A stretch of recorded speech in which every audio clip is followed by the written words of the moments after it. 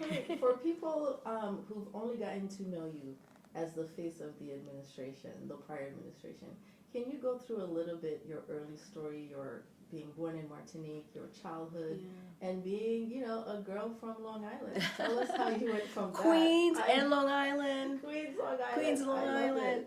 Wow, that's a good question. As you said, my paperback version of my book, Moving Forward, is coming out on May 20th, Haitian Heritage Month. So I'm really excited about that.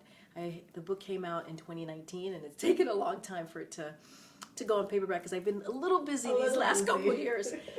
But I wrote the book originally because I wanted to tell my story, but also give young people or anyone advice on how to get involved in politics. Because I used to get that question a lot. Before I joined the White House and the campaign of 2020, I was on TV a lot. I was on MSNBC as a political analyst. I worked for an organization called Move On, and I ran their public affairs shop. And I also have done so many things. I was in the Obama White House. I've worked for multiple elected officials. So I wanted to tell a little bit of how I got to where I got to. But my story really starts with my family. Of course. Both my parents are Haitian. They came for a better life, like so many immigrants. So I grew up in an immigrant household. And when I was growing up, my parents said to me, we want you to become a doctor, because in an immigrant household, as so many might know, is they see success as either being a doctor, a lawyer, engineer. Right. And so my parents wanted me to be one of those things. And so doctor was it. So I grew up, went to college, all of the things, and thought I was going to become a doctor. And I realized that it wasn't my calling. It wasn't something that I wanted to do. It's much more nuanced in the book, so if you guys can, pick up the book. And I tell literally some personal stories about making that decision and that transition that was actually very, very difficult. And so in that process, my parents were very disappointed. And just to give a little bit about my parents, my mom was a home health care aide. She also had a beauty salon in Far Rockaway, Queens. My dad was a New York City cab driver, would wake up 4 a.m. in the morning just to get to JFK, just to get on the line of the cab lines for international flights coming in that morning. So these were folks my parents are people who really worked very hard, 6-7 days a week, and they just wanted something better for their kids. And they were very disappointed. But I had promised them that I would go certainly into a profession and go back to school. And so I spent probably a year or two doing non-for-profit work, trying to figure out what was next. And I decided to get my master's. And in the process of getting my master's, I had mentors. One of my mentors was former mayor of New York City. David Dinkins. He was teaching at Columbia, and also a professor named Professor Esther Fuchs. And they became my mentors. And so that's how I got involved in politics. And they suggested it. And they were like, well, if you want to make a change, because I really wanted to make a change. I really wanted to make a difference. They said, well, maybe you should go into politics and figure out if you can, run for office. They were actually encouraging me to run for office. And I decided that I would work for an elected official instead, and try to change policy, and try to create policy, try to create legislation. And so that's how I got involved in politics. That was my kind of trajectory into the political space. But it wasn't a straight line. I always tell young people this. My path to where I am now was a zigzag. It was a zigzag. And I just followed my passion, wanted to do good things, and wanted to do my part in changing the world, representing my communities. And that's basically how it happened, right? And with my parents in the forefront of my mind, right? I wanted to figure out, how do I make their lives easier? What can I do to make the community that I represent, their lives easier? Because I saw them being taken advantage of. I saw what they went through in trying to give us a better life. So I wanted to see, what can I do to give them a better life? They're such great motivators when you put it like that. Like, so many of us as children of immigrants, right, just feel like we can't let them down. We want to make sure they can have at least a better golden years, right? Or continue to build up. It's not easy. It's not easy. It's not easy. It's like the American dream, right? We talk about the American dream, but it is elusive. It is very elusive. And it's the definition of it is very different. Like, my parents still live check to check. But Yeah. the fact that I worked in the White House, I was the White House press secretary, for them, that is the American dream. That is. But they're not living in a multi-million-dollar house. They don't have a fancy car Right. that they're driving. Right. And it is incredibly elusive, and it means different for different people. Right. And you think about generations before us who were in this country. You know, you think about slavery, Jim Crow, you think what happened to Native Americans, you know, and how you think about that and what all of these communities had to endure. Right. Our communities had to endure. Right. It is not easy, and it is embedded. It's part of like the institution. Right. It's part of the foundation of what we've had to beat back and fight through. Okay. And so Well, it's really complicated. It's really nuanced No, and complicated. I agree. And we have to talk about it, especially what we're seeing in this moment Exactly, currently. exactly. We gotta talk about it. Yeah. So we'll go back to that in a Yeah. little bit, but you said something about the importance of, in the book, about following your dreams, right? And Yeah. your interest and passion for the environment and environmental Yeah, that's how I got protection started. is what led you to this That's where I role. got started. And the essential point, though, you make is how those connections you made early on led you to Mayor Dinkins and Esther Fuchs. And you said that you view networking, right? Not It's just like important. right. So I think it's can you elaborate on that Yeah, a little yeah. bit? Why Yeah. those Yeah. your early passions, right? Yeah. It's just that you never know where what you're interested in Exactly. is going to lead Exactly, and that's why being passionate is so important. Because if you have a love for something you to. Mm-hmm. and it moves you, it wakes you up inside, it helps you get through life, why not invest in that passion? Why not let that move you? Right. And you never know where it's going to take you. And you're right. When I got involved when I went to Columbia, before that I was working, as I mentioned, for a couple of non-for-profits. And the environment sparked my interest. Environmental racism sparked my interest. You know, I used to be part of this program where I helped run a program where I worked with an underserved community, Right. young brown and black girls, and they had never been to the park. I'd never seen, like, really enjoyed a forest or trees or been to the beach even. And we lived in Long Island. It's crazy. And so this program introduced them into the environment and the importance of protecting the environment.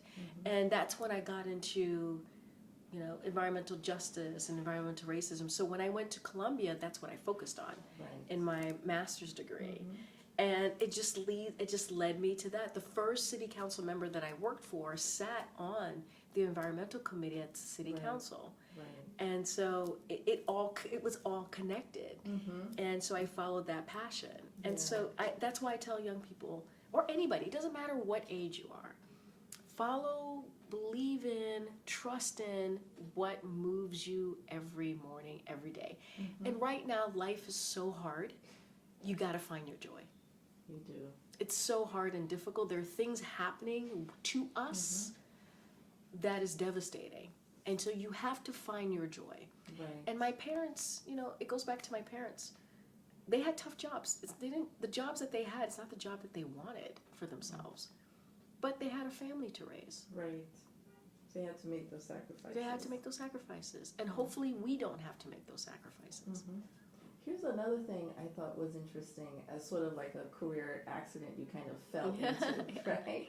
In the media realm, it was a video about bullying that actually led you to being open about who you are, and that's how you got your first video and ended up on TV and all of that. So there's something to be said too about having being the authentic you, right? Like being really in tune with yourself when you're following those passions. Yeah, so look, I have been part of the LGBTQ community throughout my entire adult life. And I think, someone had asked me this question recently, and they asked me, where did you find the strength or the courage to just be who you are? And I said to them, I think it's because of where I come from. I think it's because of my ancestors. I think it's because of my parents. I think it has been embedded in my DNA to be unapologetic about who I am. And it is not my problem if people don't feel me or vibe with me. It's their problem. And that is something that I have lived with my entire life. So I have always been authentically who I am in my adult life. I mean, we have to think about who we are as people. we are the first Black republic, Right. right? Mm-hmm. We are people who, our ancestors fought for over a decade to make sure that they got their freedom. They fought in a revolution, Mm-hmm. and we're the first. I think that says a lot about who we are in our core, our DNA, how we move through life, how I watch my parents sacrifice and survive again. And I think that says a lot. I mean, we started a revolution, not just in Haiti, but beyond. Right. And I always say, in order to truly understand Black history, you have to know Haitian history, Mm-hmm. because they're connected.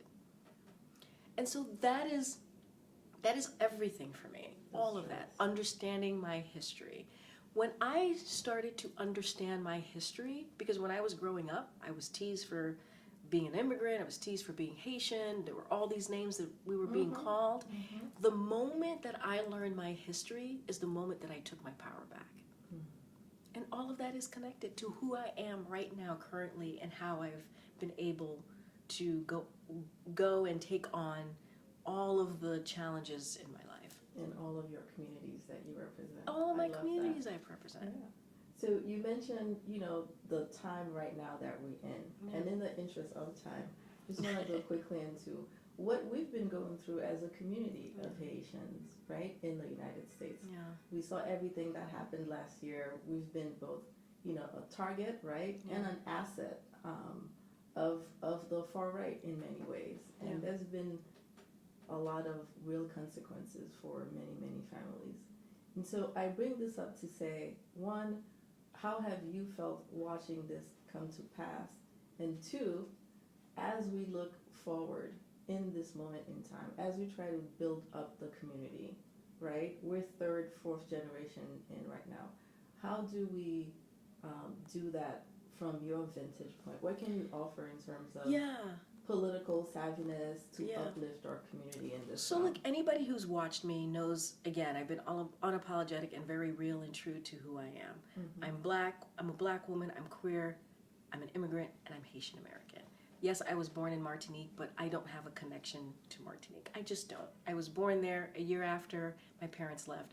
I'm connected to the place my parents came from, which is Haiti. And so through my career, that has always been prominent, who I am. And during that period of time of the general election, where we were scapegoated, when there was the awful conversation, rumors, conspiracy theory that was elevated by the right wing, by Republicans, by the person who was leading the Republican Party, and what we were seeing in Ohio and how devastating that was, I had to carry that myself. Right. I had to talk about it at the podium. And one of the moments that I remember that is so important, this is why leaders are important, there was a moment where I was about to speak at the White House, and I was going to speak before the president, and it was literally either that week or the week before.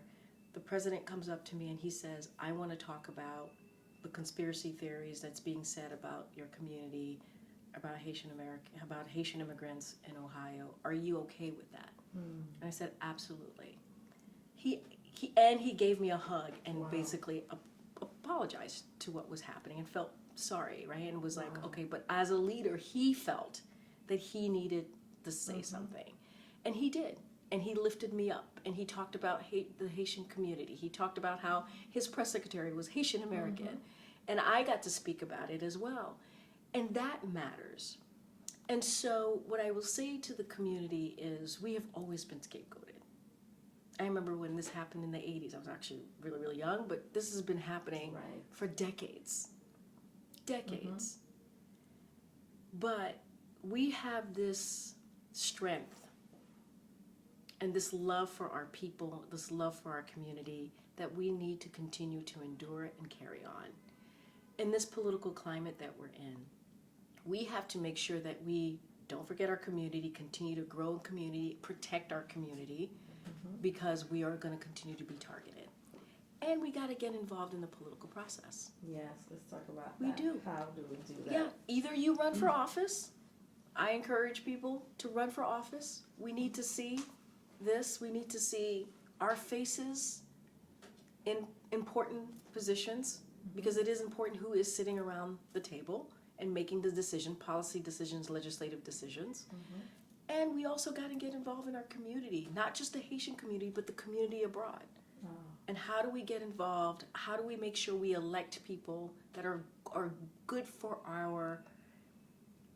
what we want to do in our community? And so we have to get involved. We cannot hide. We cannot sit quietly. And if there's a community that knows how to do that, and our leaders in that, is the Haitian community. Yeah, we've been through this before. We've been through this before so many times. This is not, I remember just going back to that period of time in Ohio. Even in Ohio, what was being said, the awful, awful conspiracy theories that was being said. When I heard it, I remember thinking, yes, it's awful, but it's not surprising. Because we are always scapegoated. As an immigrant community, as a Black immigrant community, we tend to get scapegoated. It's easy to do for some reason, even though we are incredibly powerful in our history and what we have been able to do. And maybe that's why, right? Maybe there's a little bit of still stay in your place. Yeah, the temerity punishment. Continuous punishment. Tax, right? Continuous punishment, because we stood up, our ancestors stood up and said, we need to have a revolution. This is not okay, and we need to get our freedom. So now you have a child. Yes. And I remember you saying that when she's old enough, you will start to teach her this history of the people. Oh, I've already started. There are these great children books now about Toussaint Louverture and all of the Dessalines, all of the amazing heroes of our time, of our history. And so I've gotten those books for her. People have gifted them to me. She's read them. She's asked me questions about them. And so that has been starting since, 4 or 5 years old. That's great. And so that is going to continue. We've always have very honest conversations about the moment that we're in. If she asks, I don't force it. I don't push it. And as she's asking, as she's wondering, as she's finding her way and trying to figure out her own identity, we do have these conversations. She's 10, so I'm not gonna. But as it's coming along, I certainly have not hid it from her. Been very, very honest, and she's very close to my parents, to my family. So that's wonderful. We look around and we see so many new generations of Haitian American kids. Haitian, Mexican, Haitian, hyphen everything. Yeah, hyphen everything, And the thing that ties us together is that, that rootedness in Haiti. Yeah. So it's great that... It's a powerful history, and once you learn and understand, I'm talking to young people here, once you learn and understand your history, your power, you will be even more powerful. You will reclaim that power, because no one can take away your history. They may try, and they are trying. They are literally erasing things. They're literally trying to pull books off the shelf, erase history, but if you know it and understand it and can speak to it, that is your power. So let me ask you this, Karine. As you're watching what's happening, what's unfolding in the White House these days, right? What's being said from the lectern? What kind of goes through your mind on some days? So I'm going to be I have not watched a briefing. I have not even watched cable news since January 20th. I've avoided it because I needed to have self-care. I needed to have self-care. And I just was not going to do that to myself. What I will say is one of the reasons I was very proud to have had, and honored to have had the position that I had, was because it was an exercise, an example of democracy. That's what was happening at that lectern. That was what was happening at the podium in that briefing room for an hour almost every day. We were exercising in democracy. We were showing that the United States, televised domestically and globally, this is what democracy looks like. This is what having freedom of the press looks like. And this is why it's important. And this is what accountability looks like, for the press to hold us accountable. And that is so critical and important in our history and how we move forward and who we're supposed to be. And when you have a administration, doesn't matter if you have an R or D behind your name, and you are looking forward to being a dictator, attacking the freedom of the press, that is not democracy. Mm-mm. That is, we are in a 5-alarm fire. Because what is happening is the Constitution is being under attack, the institutions that's supposed to hold up the constitutions are being under attack, Right. the rule of law is being abused by the person who is supposed to protect all of us. Mm-hmm. Everyone in this room, everyone in this country. Yeah. And we should be very worried about that. Mm-hmm. And this is why I'm saying we have to make sure we take care of our communities. Because if they come for one, they're going to come for all. Right. Right. That is the reality that we are in. And I read a Coretta Scott King quote today, and I'm not going to do it perfectly, Mm-hmm. but she said something where freedom is not won, right? We don't win our freedoms. Every generation has to fight for it. Wow. Right? And that means, like, that's why it's important for what our ancestors have done, because we learn from them, we watch how they fought for freedoms, but we have to continue to do that. Mm-hmm. Right? That didn't stop in 2008 when Obama became president, or 2012 when he was reelected, or 2020 when Biden was Right. elected. It continues. It continues. We have to continue to fight. It didn't stop when we got the Civil Rights, Right. the Civil Rights Act, the Voting Rights Act. It didn't, or when Haiti became the first Black Republic. Mm-hmm. It continues. It continues, and you gotta fight for it. Yeah. And that's where we are today. Absolutely. So that for the day-to-day person who's thinking, politics isn't for me, I don't want to run for office, how do we continue, in your view, to actually stay engaged and not necessarily, give up Yeah. or roll over? So, I mean, don't give up, don't roll Right. over. You don't have to go into politics. You don't have to run for office, right, in order to have a voice. You don't. But you have to care about something that moves you, that is actually helpful Mm-hmm. and makes a difference in making lives better, and Mhm. whatever that is. And we also have to know that resistance looks very different. Mm-hmm. There's joy in resistance, right? That's always really important. Providing some joy is very Yes. important as well. It doesn't have to be nitty gritty and hard and heavy on your heart and your body. It Mhm. doesn't. And so there's a way to be involved.